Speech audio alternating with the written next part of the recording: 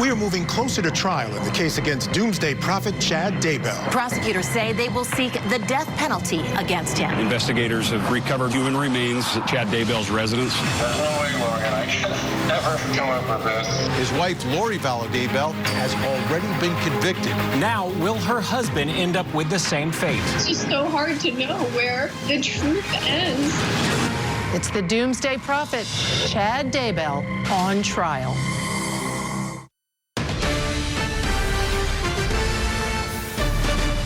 I know I've been told for years that Tammy would pass away at a young age. I had no idea that Lori would even be a part of my life. I just knew that my life had two segments.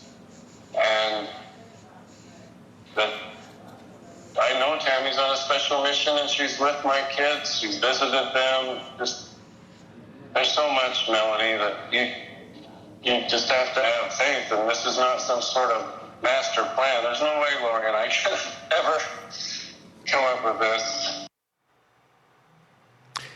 That's Chad Daybell. Now, you listen to that. Like, I always knew my wife would die at a young age, that my life had two segments. He's either a prophet or he's a murderer who planned something. I think those are the only two choices, the only things you can argue with that statement that he made. Now, I knew she was going to die young. Well, how do you know? Well, I'm a prophet. Okay. Or I'm planning her murder. Because right after Tammy dies, he marries Lori, who he'd already been having an affair with. There's Chad in court. 3 deaths we're talking about here. You've got, of course, little JJ, and that when he went missing, that's when this whole case started. His sister, Tylee, and then you've got Tammy Daybell, who died, was buried, and then after the JJ and Tylee deaths became apparent and something rotten was happening, Tammy's body was exhumed, and then she became known as a murder victim as well. So this trial is going to be much different than Lori's trial. Number one, you're going to see it because there's cameras inside the courtroom. Number two, Chad Daybell's not going to sit back and not allow his attorneys to actually try the case. John Pryor is the attorney. He's really good. He's really aggressive.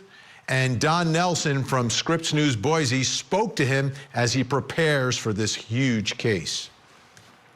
I'm senior reporter Don Nelson at the Ada County Courthouse in Boise, Idaho. The trial of Chad Daybell is expected to last anywhere from 8 to 10 weeks. If convicted, Daybell could face the death penalty.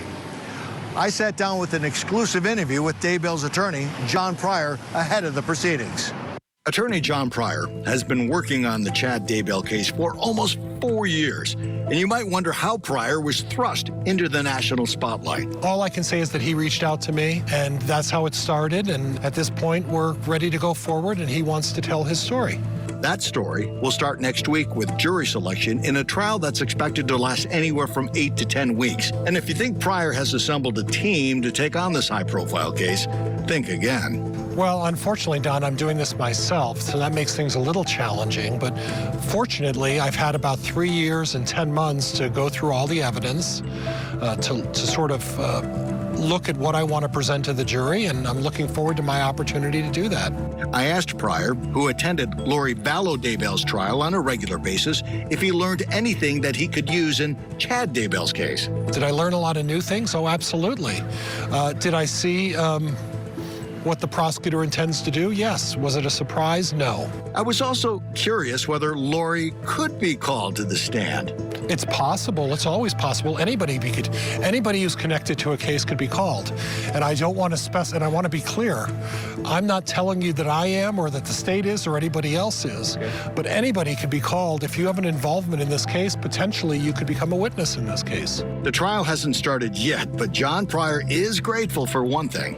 I'm grateful that Judge Boyce decided to move the trial over to Ada County. One of the main reasons I'm grateful is I know the folks in Ada County. I've spent better than half my life living here. And for the next few months, most of that time will be spent at the Ada County Courthouse. In Boise, Idaho, I'm senior reporter Don Nelson. Vinny, back to you. There you go. It's all happening. It begins Monday. Jury selection, death penalty case, Idaho versus Chad Daybell, the so-called Doomsday Prophet. Let's bring back in our think tank Ann Bremner, Rick King, Michael Sterling. All right, Ann, he's doing it by himself. He's going to take on a team of prosecutors here. You know, what do you think of that approach, number one? And number two, how different do you expect this trial to be? Well, first of all, I thought of the George Floyd case, because remember, the defense attorney was standing alone against how many prosecutors? 7, 10, 12. And look how that turned out. I mean, we know what the evidence was, but you don't just stand. It's not a David versus Goliath. I mean, you can't do that. And secondly, with tech these days, I don't know about this lawyer, but I sure have trouble with tech and all the just myriad of exhibits and everything else you need in a case like this, and all of the evidence you have to go through. You need some help. So, you know, bullet for him if he's going to do it. But I'd say, you know, it's going to be very difficult for him. And I think this case will be a lot different. I think, you know, what we saw with Lori was just a very bizarre case. What we're going to see here is a fight for this man's life. I mean, Chad's up for the death penalty. She wasn't, because the prosecutors were late in discovery, so it's taken off the table. This is a real win if they get death penalty off the table, if they prevail in the death phase. That's what I think. Up until then, I just don't think there's a real chance for an acquittal. Let me ask you, let me ask you, Rick, how does he separate himself from Lori and Alex Cox? Like, the three of them seem to be intertwined to a certain extent. And I've got to think the only way that you have a chance of a jury, you know, looking at you is to somehow distinguish between Chad, the Doomsday Prophet, and the Doomsday cult killer, Lori, and her dead brother, Alex. I mean, I think that's the key to the case, and I think you're right. But what has to happen is he has to accentuate that relationship between Lori and Alex and show how kind of bizarre that relationship was, and point out those really crazy things that happened. You know, the death of Lori's first husband, and the death of her brother, and just everything. The comments about the weird sexual relationship between Lori and her brother. He has to bring all of those things out and separate himself as an observer of that and not a participant. And I think if you can make that distinction and you can pull yourself back and become an observer of these weird things that are happening between Lori and her brother, you put yourself as an outsider, and I think you have a chance.